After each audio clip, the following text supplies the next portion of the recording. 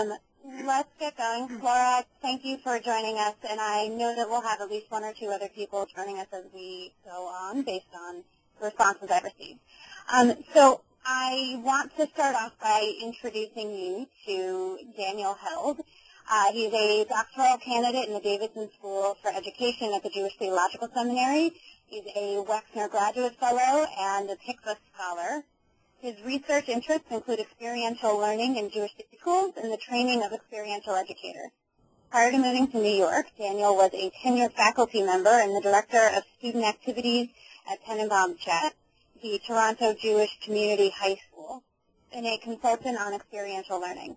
For 7 years, Daniel was a member of the educational and administrative staff at Brandeis University's Office of High School Programs, where he has also been a fellow in the seminar on Jewish experiential learning.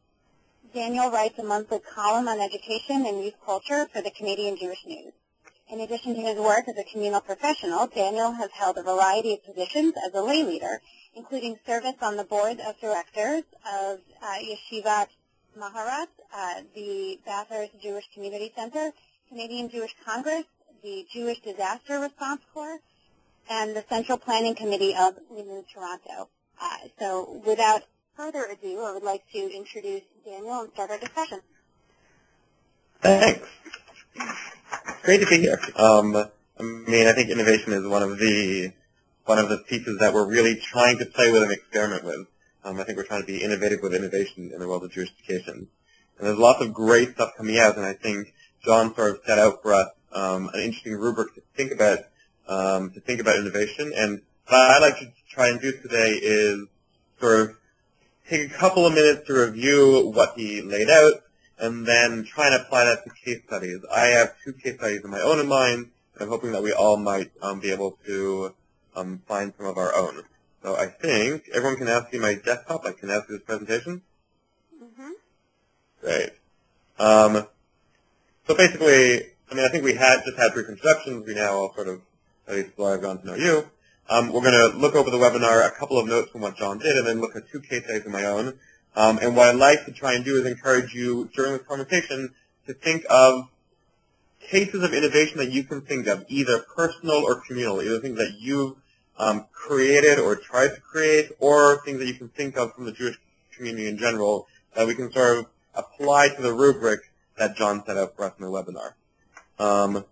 Laura, tell me at some point if what I'm about to do is too repetitive, too in-depth, or just right, or too rushed. Okay? Okay. I want to try and just look at 3 slides that I captured from John's presentation. Okay. And then use questions from those 3 slides to look at innovation within our schools. So I'm going to start by sort of recapping some of the things that John said. I had the opportunity, he taught our doctoral seminar here at JCS. It must have been last year. And we sort of played with some of these ideas linked with theory of innovation and theory of system change, which was really helpful for me in terms of putting a lot of this stuff together. So first he says that innovation means doing something new or something in a new way. And I think those can be 2 distinct ways of looking at innovation. So one question we're going to ask is, what the change we're trying to make, is it actually innovative or is it not? The second question we're going to try and ask is it worthwhile? John says that innovation is worthwhile only if a new approach is better at achieving a desired goal, so an already established goal, or it allows new people to achieve that goal. So we can think of examples of innovation which, allowed us to reach a specific goal in a new or better way. We want to teach Shabbat. So we could teach Shabbat by learning halacha of Shabbat, or we could teach Shabbat by going out and doing Shabbat, planning Shabbat together, organizing. Are we going to build an eruv? What are we going to eat? So trying to do things in new ways, or allowing new people to achieve a particular goal. What can we do? What innovative things can we do to engage new people in this process? And John suggests that innovation can be done done in 3 specific ways, with a new product, like a curriculum or resource, a process, or a model of doing business. He suggests 2 types of innovation. sustaining innovation and disruptive innovation. Sustaining innovation is doing what we have done better. So we've taught Shabbat before, but now we're going to teach it in a new way. We're going to do it better. We're going to, at the end of the day, have better test scores, find that we've had a larger impact in what we're already doing, or disruptive, which is enabling us to do new things, to serve a new population, to create a brand new value proposition rather than extend the existing value proposition. Does this all sound familiar? Yes. Great. And the last piece that I sort of want to play with from John is just the process that he laid out. The first piece is to observe, to get a closer look at like what the process is like, what the customer is like, what are the needs to reach our goals. Second piece is to design, to think about how we're going to do new things which in a simpler way, in a more elegant way, in a more accessible way, in a more satisfying way. We're approaching the 10th anniversary of the 10th birthday of the iPod.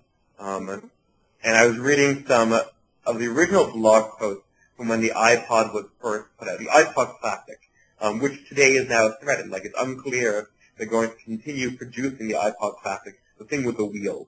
And we think about that wheel as a simpler, more elegant, more accessible way of accessing your music. MP3s, we had MP3 players before that, and they consisted of a whole bunch of buttons, a play button, a fast forward button, a reverse button, a zoom through your menu button to try and find the right piece of music. And suddenly that wheel produced a whole new way of thinking about how we access things. It was simpler, it was elegant, it was far more accessible, and just ran smoother than menus and charts and moving backwards and forwards with multiple buttons. And Apple has always been like about this idea of making things simpler, more elegant, more accessible. I know Dina and I were talking before about the fact that we're both Mac users. But one simple example is that Apple doesn't like using moving parts.